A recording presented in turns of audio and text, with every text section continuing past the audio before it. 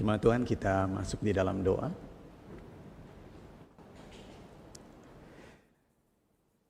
Inilah keyakinan iman kami, ya Tuhan, bahwa Engkau surya dalam hidup kami. Sepanjang jalan kami mengiring Tuhan, ada masa-masa di dalam ketika kami melangkah, kami merasakan kegelapan. Di dalam keluarga, di dalam pekerjaan, di dalam studi, bahkan ketika kami memandang masa depan yang tidak pasti. Tapi kami bersyukur karena Tuhan yang menjadi surya di dalam hidup kami. Selalu bercahaya dan memberikan terang di dalam hidup kami. Memberikan pengharapan dan kehidupan. Kami berdoa biar Engkau membuka hati dan pikiran kami, seraya kami akan membaca firman-Mu. Meteraikan kebenaran-Mu ini di dalam hati dan hidup kami. Supaya kami terus berjalan seturut dengan kehendak Tuhan. Ketika kami belajar dari gereja Tuhan di masa yang lampau, biarlah kami boleh makin bertumbuh di dalam iman, bertumbuh di dalam ketaatan kami, dan menjadi saksi Tuhan yang efektif. Terima kasih Bapa di surga. Kami menyerahkan waktu pemberitaan firman ini ke dalam tangan pemeliharaan Tuhan. Mohon Allah Roh Kudus yang membimbing kami. Kami berdoa dalam nama Tuhan Yesus, Allah kami yang hidup. Amin. Silakan duduk Bapak Ibu.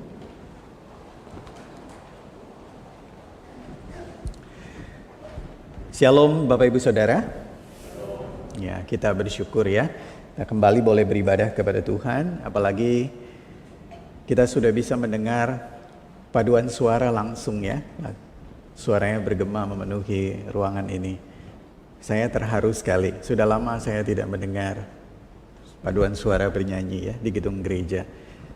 Satu yang hilang ketika pandemik menerpa gereja adalah pujian paduan suara bersama dengan pujian jemaat. Kita bersyukur kepada Tuhan untuk puji-pujian yang indah yang dinaikkan. Amin Bapak Ibu. Minggu ini kita mau melanjutkan ya pembahasan seri 7 jemaat ya. Jadi minggu ini kita mau sama-sama membaca dari Wahyu pasal 3 ayat 1 sampai ayat yang ke-6. Wahyu pasal 3 ayat 1 sampai ayat yang ke-6. Kita sampai kepada pembahasan jemaat di Sardis ya. Saya akan membacakan untuk kita Wahyu pasal 3 ayat 1 sampai ayat yang ke-6. Dan tuliskanlah kepada malaikat jemaat di Sardis, inilah firman Dia yang memiliki ketujuh roh Allah dan ketujuh bintang itu. Aku tahu segala pekerjaanmu, engkau dikatakan hidup, padahal engkau mati. Bangunlah, kuatkanlah apa yang masih tinggal yang sudah hampir mati. Sebab tidak satu pun dari pekerjaanmu aku dapati sempurna di hadapanku, di hadapan Allahku. Karena itu ingatlah bagaimana engkau telah menerima dan mendengarnya. Turutilah itu dan bertobatlah. Karena jikalau engkau tidak berjaga-jaga, aku akan datang seperti pencuri dan engkau tidak tahu pada waktu manakah aku tiba-tiba datang kepadamu. Tetapi di Sardis ada beberapa orang yang tidak mencemarkan pakaiannya. Mereka akan berjalan dengan aku dalam pakaian putih, karena mereka adalah layak untuk itu. Barang siapa menang, ia akan dikenakan pakaian putih yang demikian. Aku tidak akan menghapus namanya dari kitab kehidupan, melainkan aku akan mengaku namanya di hadapan Bapa-Ku dan di hadapan para malaikatnya. Siapa bertelinga, hendaklah ia mendengarkan apa yang dikatakan Roh kepada jemaat-jemaat. Saudara, sedemikian jauh kita membaca firman Tuhan, kita berbahagia jika kita melakukannya dengan setia dalam hidup kita. Bapak Ibu Saudara, jemaat di Sardis ini kalau kita mengikuti ya seri pembahasan dari minggu-minggu sebelumnya, maka kita akan melihat ada keunikan-keunikan dari setiap jemaat ya.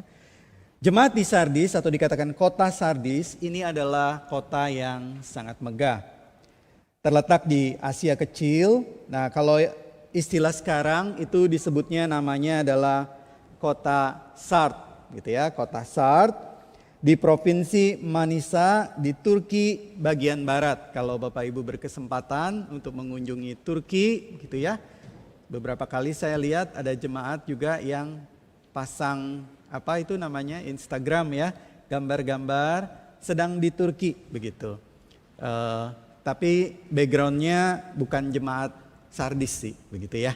Backgroundnya apa itu namanya bola apa itu ya yang bisa terbang itu ya, balon udara ya, balon udara yang banyak dan juga kota-kota ya, di sekitarnya. Jadi saudara, kita melihat di sini jemaat Sardis adalah salah satu jemaat atau satu gereja dari 7 jemaat yang menerima surat dari Tuhan atau yang mendapatkan pesan di dalam penglihatan Rasul Yohanes di sini. Nah, pada abad ke-7 sebelum Masehi, Sardis ini adalah kota pertama yang bisa membuat koin emas dan perak. Jadi saudara bisa bayangkan ya, abad ke-7 sebelum Masehi, mereka sudah mampu membuat koin emas dan perak. Jadi sangat kaya dengan sumber daya, begitu ya. Kota ini kaya sekali. Nah, di dalam sejarahnya kota ini pernah dipimpin oleh seorang raja yang bernama Croesus. Kalau Bapak Ibu familiar, begitu ya, dengan ceritanya, ada satu legenda di mana Croesus ini begitu luar biasa kayanya dan begitu luar biasa dikaguminya. Jadi apapun yang dia sentuh itu akan berubah menjadi emas. Nah, itu sebetulnya adalah satu ungkapan yang menggambarkan betapa kayanya kota Sardis. Betapa kayanya kerajaan Sardis pada waktu itu. Jadi kota Sardis ini berkembang makmur kaya luar biasa. Dan sudah tentu dengan cepat dia menjadi pusat perdagangan ya. Kapal-kapal yang besar berlabuh begitu ya. Para saudagar datang dari tempat jauh menjual, lalu mereka juga membeli dan lain sebagainya. Maka Sardis itu cepat sekali kota itu menjadi maju. Dan bukan hanya maju di dalam perdagangan, tetapi juga maju di dalam peribadatan. Ya, jadi penyembahan. Dan kita tahu pada waktu itu yang berkuasa adalah Greco-Roma, jadi Yunani dan Romawi, karena Sardis itu terletak di Asia Kecil. Nah, ada satu kuil yang sampai sekarang masih ada reruntuhannya, itu adalah kuil terbesar di antara 4 kuil terbesar di dunia. Jadi salah satu kuil terbesar di dunia, yaitu kuil Artemis.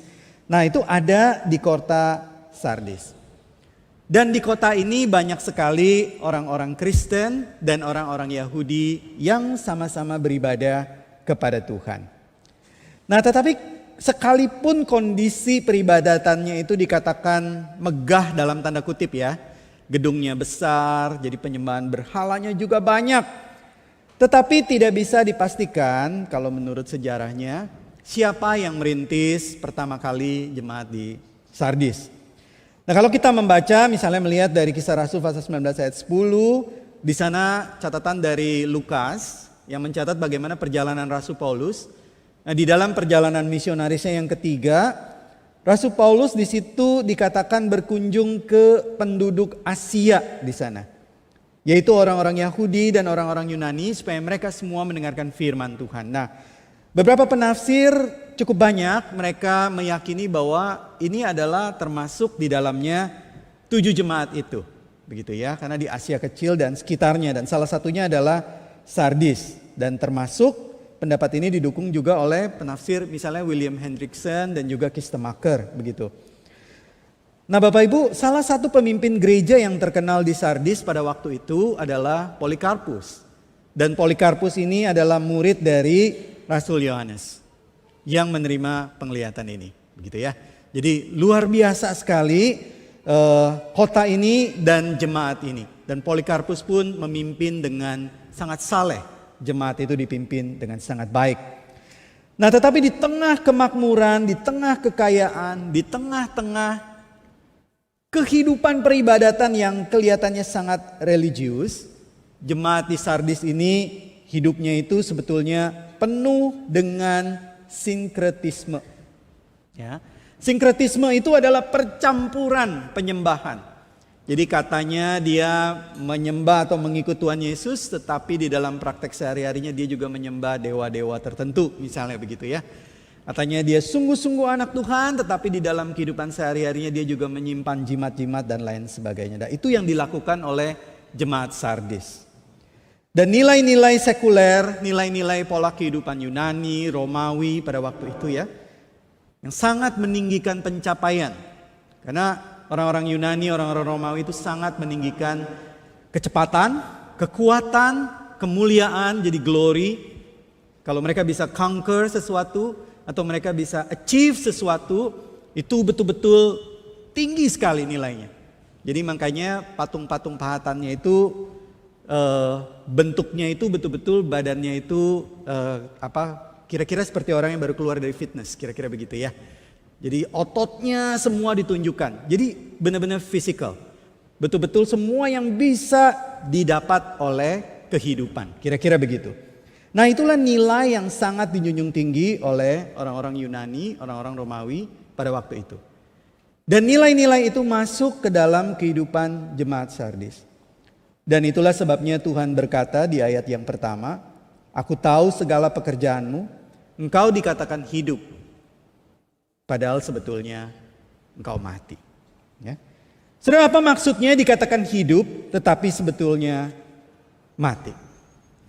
Saudara, maksudnya Tuhan mau mengatakan, hai jemaat Sardis, engkau terkesan beribadah kepada Tuhan, engkau terkesan berdoa kepada Tuhan, memuji Tuhan, sembahyang kepada Tuhan, engkau giat seolah-olah untuk Tuhan, tetapi engkau tidak pernah single-minded, single-hearted, hatinya tunggal, tidak mendua hati, hanya untuk Tuhan. Tidak pernah Tuhan mengatakan engkau mendua hati. Dan untuk sikap hati yang demikian, Tuhan mengatakan padahal sebetulnya engkau mati. Jadi sekalipun seolah-olah mereka mengasihi Tuhan, sekalipun seolah-olah mereka beribadah untuk Tuhan, mereka tidak pernah betul-betul setia. Mereka mendua hati. Mereka mencampur segala sesuatunya, tergantung situasi pada saat itu, mana yang bisa menolong mereka. Itulah sebabnya Tuhan katakan mereka mati. Mereka tidak pernah mengasihi Tuhan dengan tulus. Dan koin, emas, dan perak bisa dihasilkan oleh jemaat di Sardis. Tetapi kualitas hati seperti emas dan perak itu tidak pernah Tuhan bisa temukan di sana. Nah, itulah sebabnya Tuhan memberikan peringatan di ayat yang kedua. Bangun, kuatkan apa yang masih tinggal, yang sudah hampir mati. Sebab tidak satupun dari pekerjaanmu aku dapati sempurna di hadapan Allahku. Saudara, maksudnya apa? Saudara, maksudnya Tuhan mau mengatakan, kalau hai jemaat Sardis, kalau engkau berkata engkau sungguh-sungguh sudah beribadah kepada Tuhan, maka sekarang Tuhan mau katakan, sadarlah. Sebab tidak ada sesuatu pun yang engkau lakukan itu sempurna. Mengapa? Sebab engkau tidak pernah melakukannya di dalam ketulusan. Di dalam hati yang sungguh-sungguh untuk Tuhan. Lalu di ayat yang ketiga, Tuhan mengatakan apa? Maka di sini Tuhan memberikan peringatan kepada jemaat Sardis.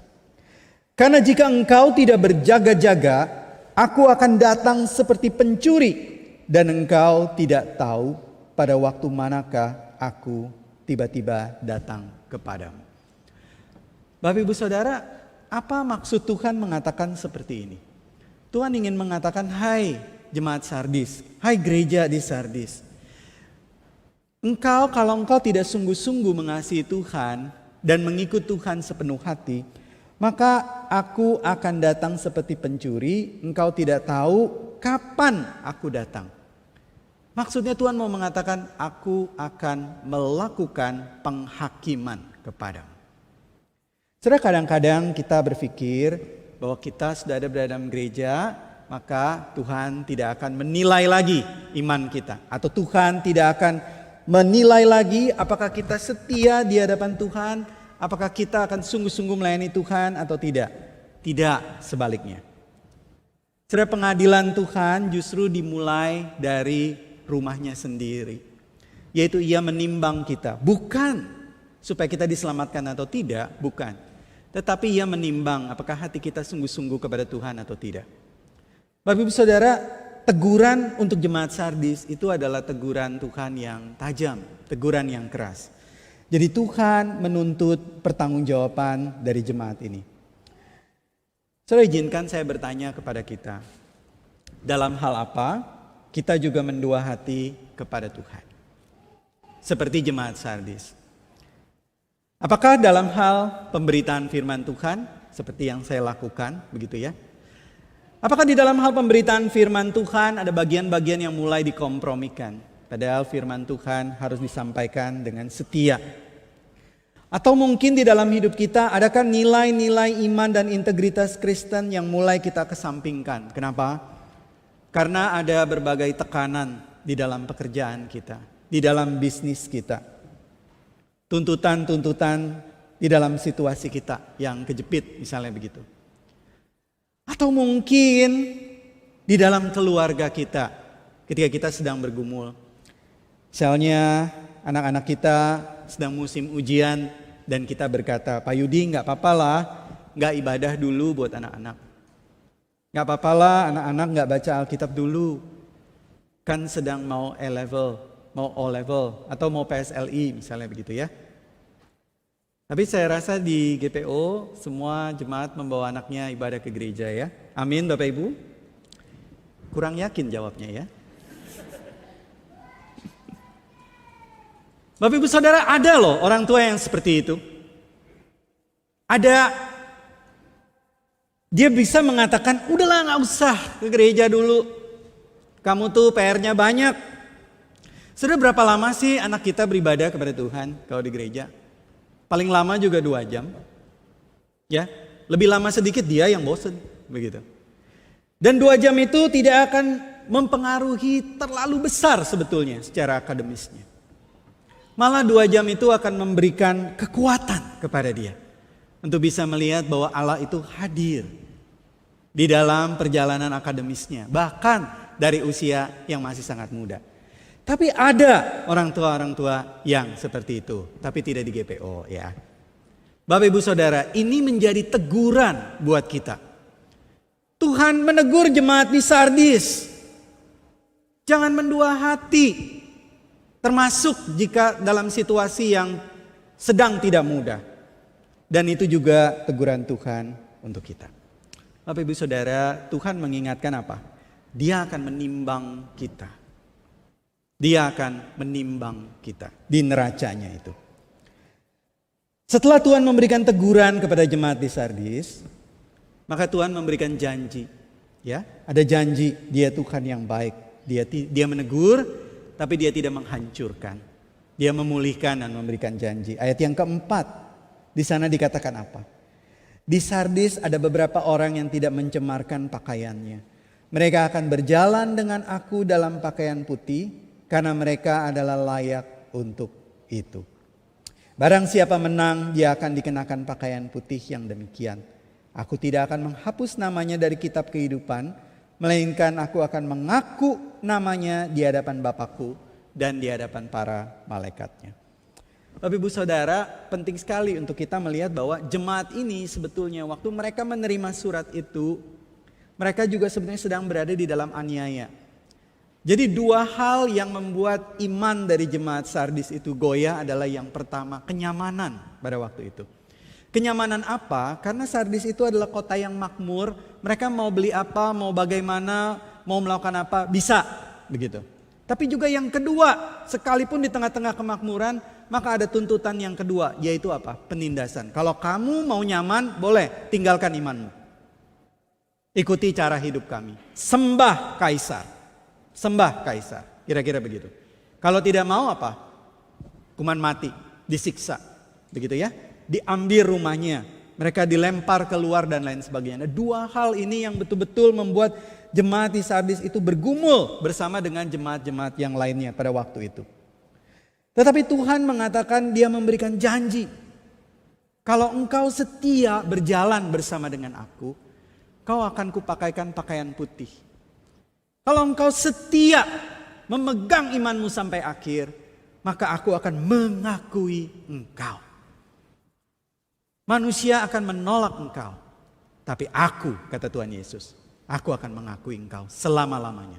Bapak Ibu Saudara yang terkasih di dalam Tuhan, inilah sesuatu yang menghibur di tengah-tengah pergumulan dan penindasan.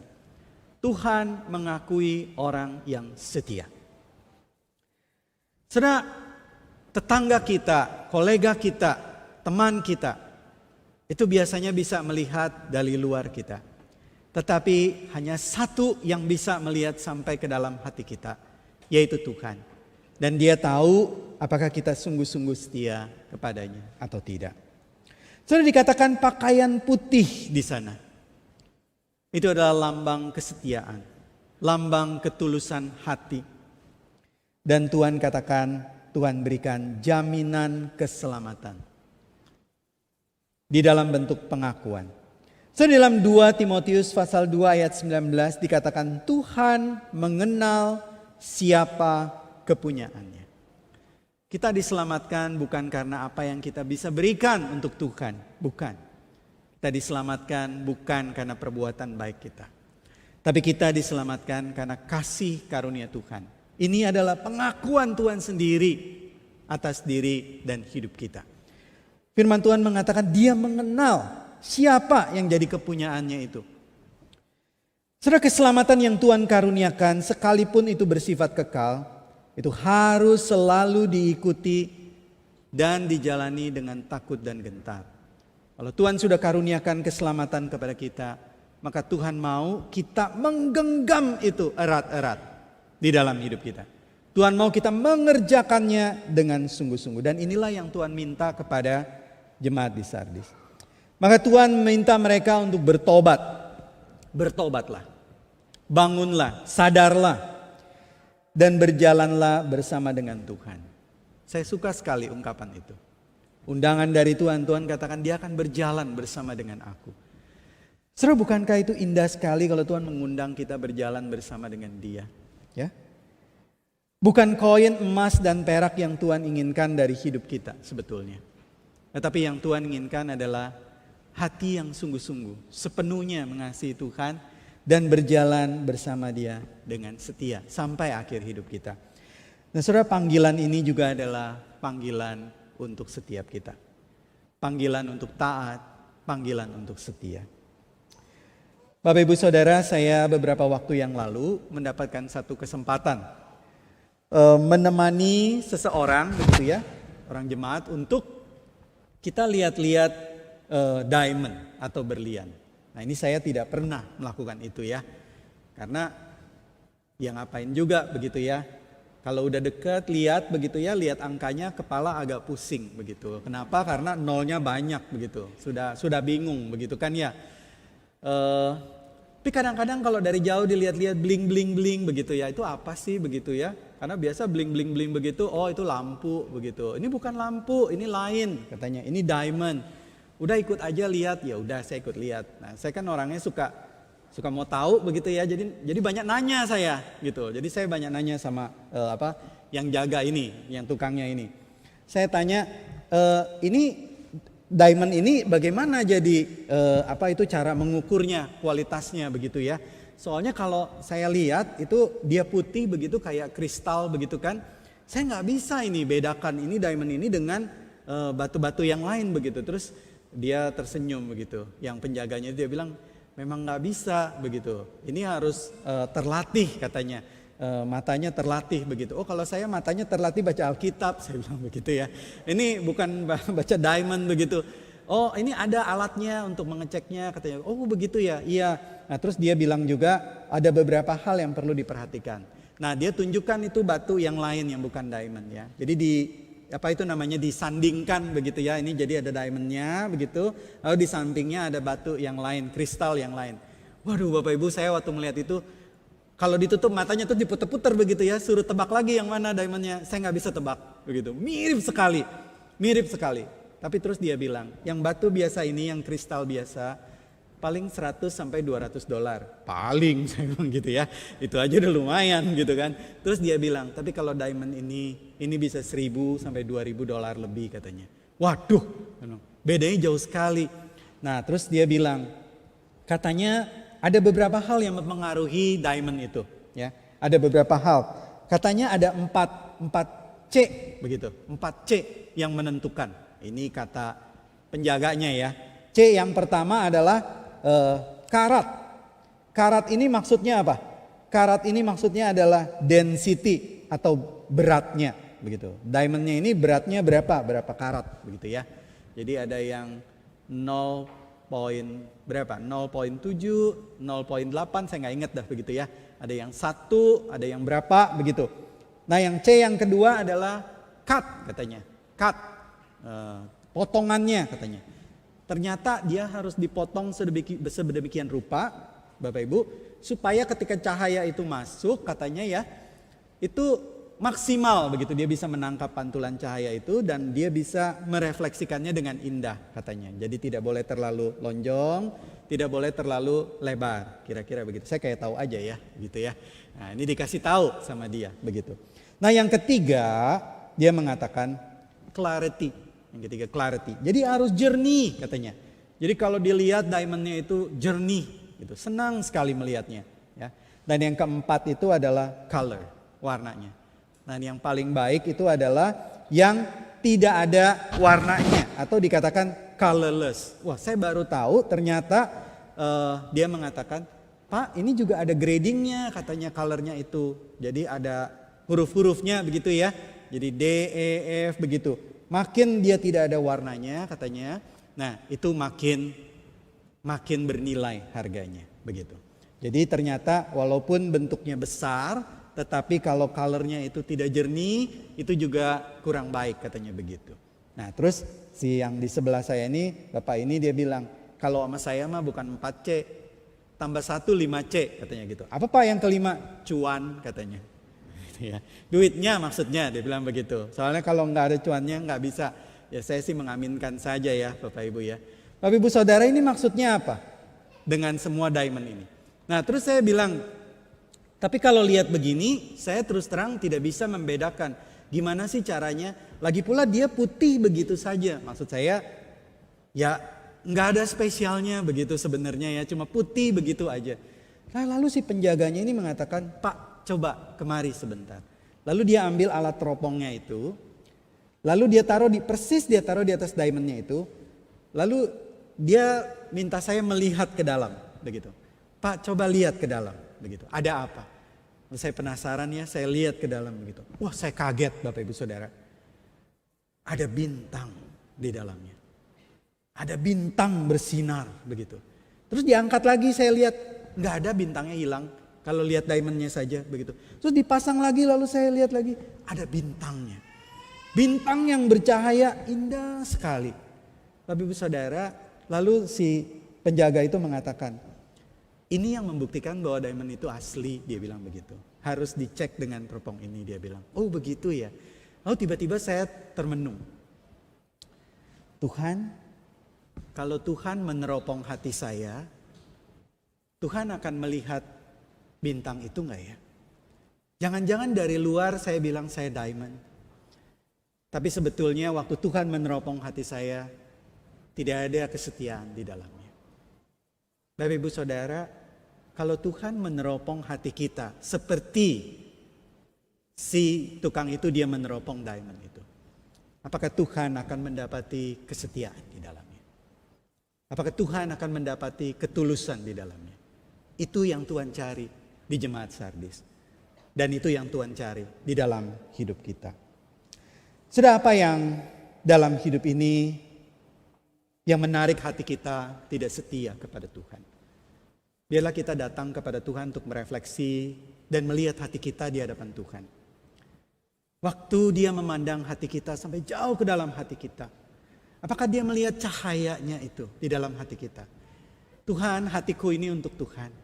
Mengasihi Tuhan. Sungguh-sungguh aku berikan untuk Tuhan. Ada banyak pergumulan mengiring Tuhan. Saya mungkin orang lihat saya tidak terlalu spesial. Tapi Tuhan lihat saya ini apa adanya. Ini hati saya. Bapak Ibu Saudara, kadang-kadang di dalam hidup kita ada hal-hal yang menggoda kita. Apa yang menggoda kita? Apakah mungkin seperti jemaat Sardis ini, emas dan perak? Emas dan perak dalam kehidupan kita di Singapura setiap hari. Kemapanan, kenyamanan, harta yang berlimpah dan lain sebagainya. Apakah salah untuk kita memiliki kehidupan yang nyaman dan mapan? Tidak. Tetapi apakah dengan demikian kita akhirnya mendua hati? Tidak. Kita tidak mau mendua hati. Bapak Ibu Saudara, apakah mungkin ketakutan dan kekhawatiran hidup, inflasi yang makin tinggi, masa depan yang makin tidak pasti, kehidupan yang kita rasakan, kalau dulu soal penyakit itu seperti kecil-kecil, kenapa sekarang makin banyak yang besar-besar gitu ya. Belum lagi pandemi selesai, monkeypox sudah dekat begitu. Belum lagi kita selesai makan makanan di atas meja kita, sudah ada ban untuk ayam dan seterusnya. Ada banyak pergumulan yang menerpa hidup kita. Tapi Tuhan mau ingatkan, Dia mau kita setia. Dia mau kita terus berjalan bersamanya. Mari Bapak Ibu kita datang pada Tuhan. Tuhan katakan, berjalan bersamaku. Anugerah Tuhan cukup untuk kita setiap hari. Mari kita satu di dalam doa.